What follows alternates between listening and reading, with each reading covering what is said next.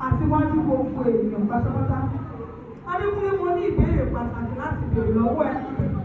Mo ní ṣé bàbá mi Mr. Hamzat Ọlárewájú àbí màmá mi Mrs. Hamzat Ọlárewájú Abíọ́dún Fúnmiláyọ̀, ṣé àwọn ni wọ́n kọ́ nípa fún ẹ wípé Hamzat ní mọ́tà Adéọlá ọmọ wa ó ti rán wọn lé wípé by fire by force tí ó kó o wá fẹ́ sọ̀rọ̀ sí máìkì?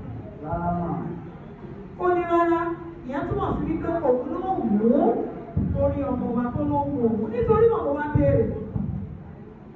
Ọlátúnbọ̀sún Adékúnlé, ṣé o bẹ̀bẹ̀ fẹ́ ní mọ́tà Adéọlá ọmọ Hamzat àbọ̀ bẹ̀bẹ̀ fẹ́? Mo bèrè lẹ́lẹ́kejì, Ọlátúnbọ̀sún Adékúnlé, ṣé o bẹ̀bẹ̀ fẹ́ ní mọ́tà Adéọlá ọmọ Hamzat àbọ̀ bẹ̀bẹ̀ fẹ́? Mo wá bèrè pẹ̀lú ẹlẹ́kẹta báyìí, ẹlẹ́kẹta yìí mo fẹ́ kó o pariwo bí ẹni sílẹ̀ fún bọ́ọ̀lù rẹ̀ mú lọ́wọ́. Ọlátúnbọ̀sún Adékúnlé, ṣé o bẹ̀bẹ̀ fẹ́ ní mọ́tà Adéọlá ọmọ Hamzat àbọ̀ bẹ̀bẹ̀ fẹ́?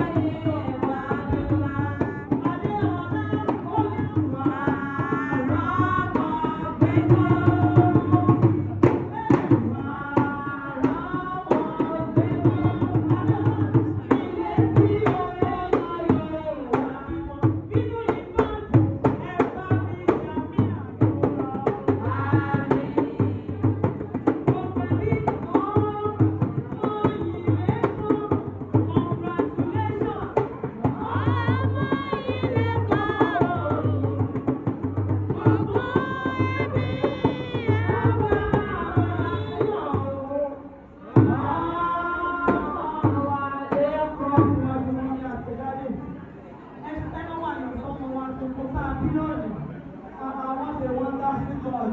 Wọ́n mi dẹ̀ lóyún lẹ́nu, wọ́n dẹ̀ bímọ, ó yẹ dẹ̀ dàgbà. Ẹ̀rí fọ́bà ìyanu lọ́lọ́run tá à ń sìn. Jésù Olúwa wa. Wọ́n yẹ kí bẹ́ẹ̀ yẹn dání ní sáìdì ní tẹ́wà. Dáàdì ẹ̀yin náà ẹ̀mú dání ní sáìdì ní tẹ́wà.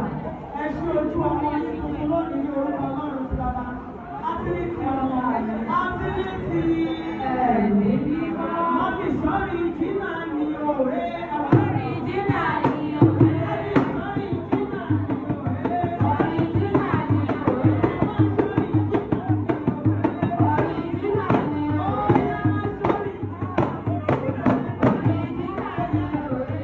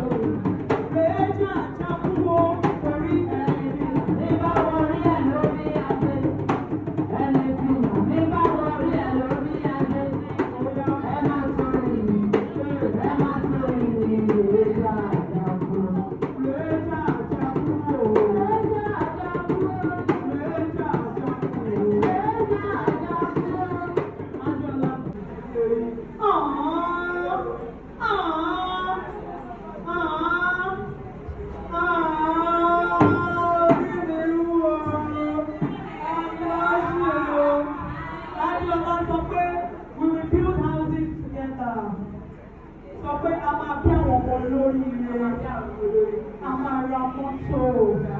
Adéọlá tó lè tẹ̀fẹ́ fáwọn lẹ́yìn ẹ̀sìn náà. Wọ́n ní lẹ́kì ní òwe. Adébólópé òkè òkun bó ṣe máa rí nìyẹn lágbára náà. Àwọn mọ́tò yẹn tẹ̀fẹ́ rà àti ẹ̀rọ abídárúkọ ọmọ náà jàre.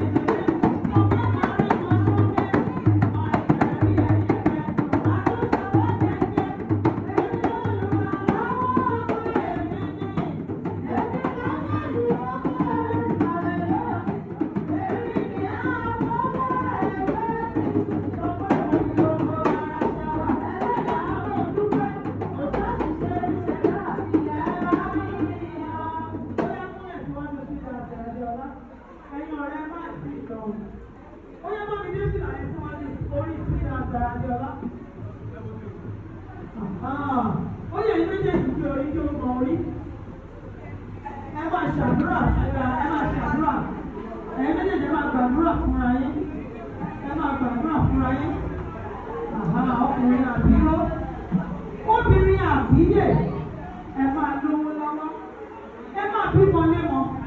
Ẹ máa kọ́lé mọ́lé. Ẹ máa ṣayọ̀ wáyọ̀ àbí ìfẹ́ yín alẹ́ àbí. Ẹ̀yin máa ṣe wílé fún wa àbí. Jésù Olúwa.